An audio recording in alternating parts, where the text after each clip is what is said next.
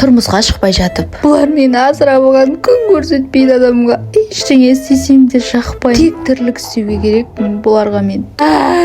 Болды, өлемін мен. Ертеңнен бастап көшеге де шықпаймын, бұлармен де сөйлеспеймін, тамақ та жемеймін. Ертең байға тиіп кетемін, сосын зор болып кетерсіңдер. Әлі көрермін мен сендерді, қадірімді сол кезде білерсіңдер. Міне саған, бәрін шашам, бәрін өздерің жинап алыңдар. Бұдан кейін үй жинамаймын вообще. Бұлардан мен байға тиіп құтылмасам, вообще құтылмайтын түрім бар. Жетісіп байға тиген соң шаршап қиналып кеттім, енді не істеймін?